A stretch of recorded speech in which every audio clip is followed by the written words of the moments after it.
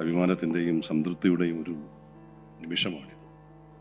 Medical equipment രംഗത്ത് നൂതനങ്ങളായ പരീക്ഷണങ്ങൾ നടത്തി പുതിയ സംരംഭങ്ങൾ ഏറ്റെടുത്ത് മുന്നോട്ട് പോകുന്ന അഗാപ്പയുടെ ഒരു പുതിയ കാൽവെപ്പ് കൂടി ഇവിടെ നമ്മൾ സാക്ഷ്യം വഹിക്കുന്നു. നമുക്കറിയാം, ആരോഗ്യമേഖലയെക്കുറിച്ച് ബഹുമാനപ്പെട്ട മുഖ്യമന്ത്രി ഇവിടെ പ്രതിപാദിക്കുകയുണ്ടായി.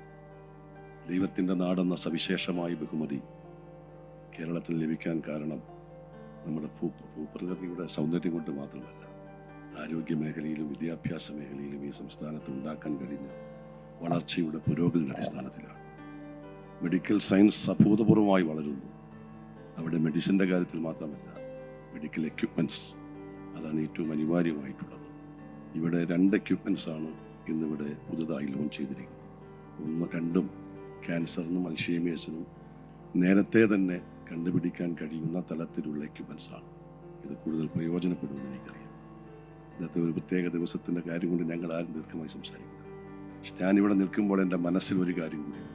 ഞാൻ ഓർക്കുന്നു പ്രിയങ്കരനായ ബഹുമാനായ യോഹന്നാൻ സാറിനെ. അദ്ദേഹം എൻ്റെ അധ്യാപകനായിരുന്നു, ഗുരുവായിരുന്നു. അദ്ദേഹത്തിൻ്റെ ശിക്ഷണത്തിൽ എനിക്ക് വളരാൻ കഴിഞ്ഞിട്ടുണ്ട്. ഒരു അധ്യാപകൻ എന്ന നിലയിൽ മാത്രമല്ല, അദ്ദേഹത്തിൻ്റെ സ്വാന്തനം കൊണ്ട്, സ്നേഹം കൊണ്ട് മാനസികമായി സംഘർഷം അനുഭവിക്കുന്ന ഒട്ടേറെ രോഗികൾക്ക് സ്വാന്തനം പകരാൻ ബഹുമാനപ്പെട്ട യോഹന്നാൻ സാറിന് കഴിഞ്ഞിട്ടുണ്ട്.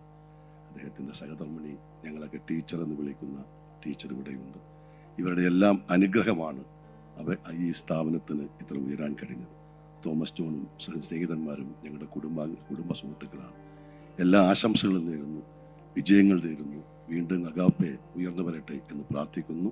എല്ലാവർക്കും ഓണാശംസകൾ നൽകിക്കൊണ്ട് എൻ്റെ വാക്കുകൾ അവസാനിപ്പിക്കുന്നു. നമസ്കാരം.